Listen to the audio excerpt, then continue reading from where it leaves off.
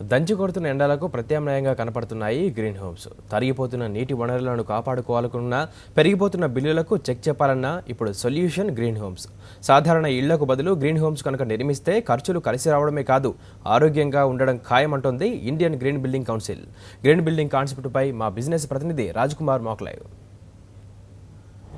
ఒకవైపు పెరిగిపోతున్నటువంటి ఎండలు, మరొక వైపు పెరిగిపోతున్నటువంటి కరెంటు బిల్లులు, ఏసీల ఛార్జీలు. సో వీటన్నిటి నుంచి తట్టుకోవాలి, పర్యావరణాన్ని కాపాడుకుంటూనే మనము కూడా పర్యావరణంలో భాగస్వాములు కావాలంటే మన ఇంటి కన్స్ట్రక్షన్ నుంచే మనం చర్యలు తీసుకోవాల్సినటువంటి అవసరం ఉంటుంది. ఎలాంటి కన్స్ట్రక్షన్ చేస్తే, ఎలా గ్రీనరీ పెంచితే నిజంగా మనం ఇలాంటి ఎండల నుంచి తట్టుకోవచ్చో ఇప్పుడు చూద్దాం.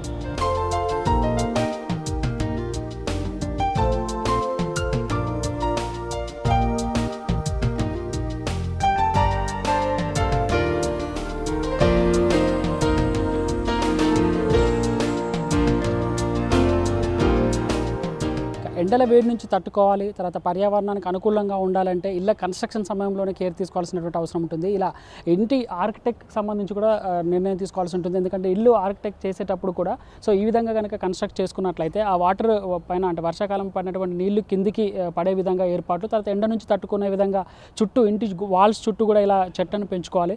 తర్వాత ఇంకోటి ఏంటంటే కూలింగ్ టవర్స్. మనం ఇంట్లో ఏసీలని విపరీతంగా వాడతాం, జనరేటర్స్ వాడతాం, పవర్ని విపరీతంగా కన్జ్యూమ్ అవుతుంది. సో అలా కన్జ్యూమ్ తగ్గించాలి అంటే ఖచ్చితంగా ఇలాంటి కూలింగ్ టవర్స్ ఏర్పాటు చేసుకోవచ్చు. అంటే ఒక అపార్ట్మెంట్ అంటే ఇండివిజువల్ ఇల్లుకి పక్కన పెట్టినప్పుడు కూడా అపార్ట్మెంట్స్ కలిసి ఉన్నప్పుడు మాత్రం ఇట్లాంటి కూలింగ్ టవర్స్ని ఏర్పాటు చేసుకోవాలి. అది జీరో ఎమిషన్స్ ఉంటాయి. ప్లస్ ఇంకోటి ఏంటంటే పవర్ కన్జంప్షన్ కూడా చాలా తక్కువగా ఉంటుంది. ఇలాంటి టవర్స్ కట్టడం వల్ల బయట నుంచి వచ్చేటువంటి గాలి ఈ ఏదైతే టవర్ ఏర్పాటు చేస్తారో ఆ టవర్ నుంచి లోనికి పైపుల ద్వారా వెళ్తుంది. దానికి మార్నింగ్ పూట ఇలా వదిలేసినప్పుడు కూడా ఈవినింగ్ పూట వచ్చేసరికి దీంట్లో కొంచెం లైట్గా వాటర్ పట్టినట్లయితే ఆ చల్లని బ్రీజ్ అంతా కూడా ఆ పైప్స్ ద్వారా లోపలికి ఇంట్లోకి పంపడం జరుగుతుంది. సో ఇట్లాంటి కూలింగ్ టవర్స్ని ఏర్పాటు చేసుకోవచ్చు. లేదంటే ఇట్లా ఈ విధంగా పూర్తి స్థాయిలో ఇంటి చుట్టుపక్కల పూర్తి స్థాయిలో కనుక చెట్లను కనుక పెంచుకున్నట్లయితే మనం పూర్తిగా ఎండ నుంచి తట్టుకోవడానికి ఆస్కారం ఉంటుంది.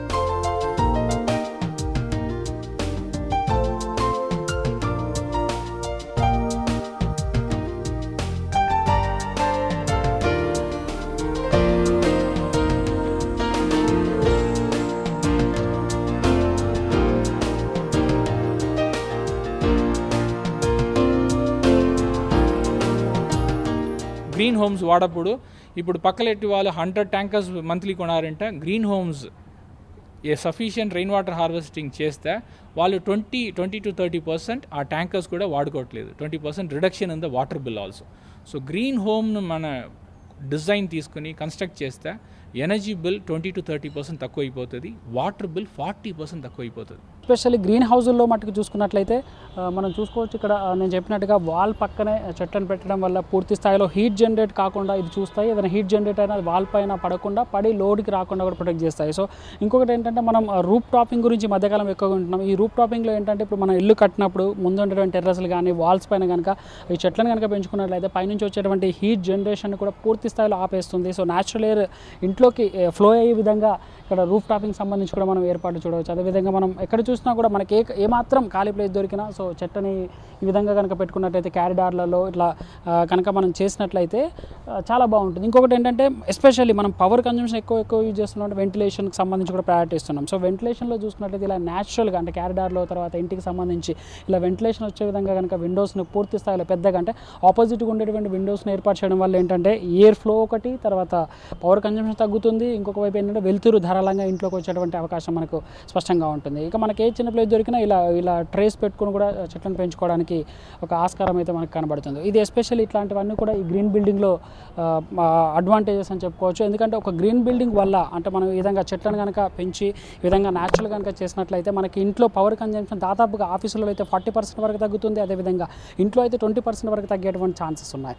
ఇక వాటర్ యూసేజ్ కూడా దాదాపుగా 20 to 30% వరకు యూసేజ్ని మనం తగ్గించవచ్చు. ఎందుకంటే వేస్ట్ వాటర్ ట్రీట్మెంట్ చేయడం ద్వారా తర్వాత ఇంట్లో ఇవన్నీ అంటే మనకు వేడి ఉండదు, ప్లస్ ఇంకోవైపు అంటే గాలి వెలుతురు అన్నీ బాగా వస్తాయి కాబట్టి వాటర్ యూసేజ్ కూడా కన్జంప్షన్ కూడా చాలా తక్కువగా ఉంటుంది. కాబట్టి సో ఇంట్లో వాటర్ యూసేజ్ కూడా చాలా తగ్గిపోతుంది. అప్రాక్సిమేట్లీ 20% వరకు ఇలాంటి గ్రీన్ హోమ్స్ వల్ల తగ్గేటువంటి అవకాశం ఉంటుంది. ఇక మనం గ్రీన్ హోమ్కి సంబంధించి ఇంట్లో వచ్చేటువంటి వేస్టేజ్ అంతా కూడా ట్రీట్మెంట్ చేయడానికి కూడా ఎలాంటి అంటే టెక్నికల్గా జస్ట్ ఒక చెట్ట ద్వారానే క్లీన్ చేసే విధంగా ఏర్పాట్లు కూడా చేసుకోవచ్చు. మనం చూస్తున్నాం అక్కడ ఫైటో రెమిడేషన్ అనేటువంటి ఒక పద్ధతి ఉంది. ఇంట్లో ఉండేటువంటి వేస్టేజ్, టాయిలెట్స్ నుంచి వచ్చే వాటర్ ఇవన్నీ కూడా పూర్తి స్థాయిలో క్లీన్ కావాలి. తర్వాత మొక్కలకు యూజ్ చేసే విధంగా కూడా ప్లాంట్లను ఈ విధంగా ఏర్పాటు చేసుకోవచ్చు. మనం చూస్తున్నాం అక్కడ ఫైటో రెమిడేషన్ అనేటువంటి పద్ధతి ద్వారా ఇక్కడ ఉన్నటువంటి వేస్టేజ్ని అంతా కూడా ఇక్కడ క్లీన్ చేసుకునే విధంగా ఇక్కడ గ్రీన్ బిల్డింగ్లో ఏర్పాటు చేయడం జరిగింది.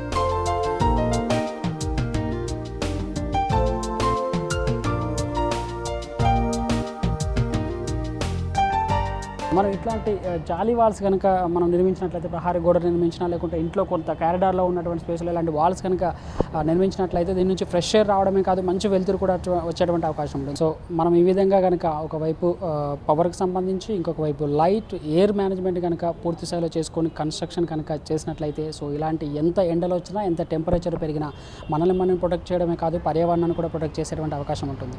వీడియో జర్నలిస్ట్ రమణతో కలిసి రాజ్ కుమార్, సాక్షి టీవీ, IGBC నుంచి.